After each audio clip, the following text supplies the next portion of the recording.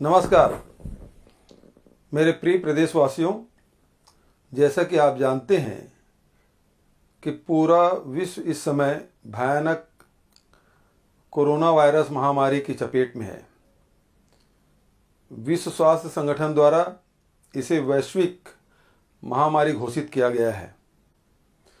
विश्व के लगभग 151 देश कोरोना संक्रमण से प्रभावित हो चुके हैं। स्थिति चिंताजनक है, लेकिन अगर हम सावधानी और बचाव के निर्देशों का पालन करेंगे तो हम इससे बच सकते हैं। हम खुशकिस्मत हैं कि छत्तीसगढ़ में अभी तक वायरस का एक भी पॉजिटिव केस सामने नहीं आया है, लेकिन इसका मतलब यह कतई नहीं है कि हम लापरवाह हो जाएं और सावधानी न बरतें। हमारे पड़ोसी राज्य में कोरोना वायरस का संक्रमण पहुंच चुका है। हमारी कोई भी छोटी सी गलती संक्रमण को हमारे राज्य में भी फैला सकती है। छत्तीसगढ़ की सरकार और स्वास्थ्य विभाग पूरी तरह से चौकस है, लेकिन इस वायरस के संक्रमण से बचाव आप सबके सहयोग और भागीदारी से ही हो सकता है। जिला प्रशासन और स्वास्थ्य विभाग द्वारा विदेश यात्रा से लौटकर आने वाले नागरिकों पर नज़र रख रही है। कोरोना प्रभावित देशों की यात्रा से लौटे सभी यात्रियों और उनके परिजनों को संक्रमण से बचाने के लिए 14 दिन तक डॉक्टरों की निगरानी में रखने के लिए सर्व सुविधा युक्त क्वारंटीन केंद्र की व्यवस्था की गई है।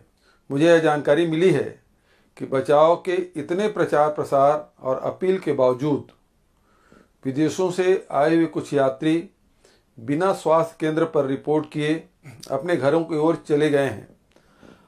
यह एक गंभीर लापरवाही है जो उनके स्वयं के स्वास्थ्य के साथ साथ उनके परिजनों, पड़ोसियों और संपूर्ण राज्य के लोगों के लिए खतरा है। मेरा सभी से आग्रह है कि ऐसे लापरवाही न करें और स्थिति की गंभीरता को समझें।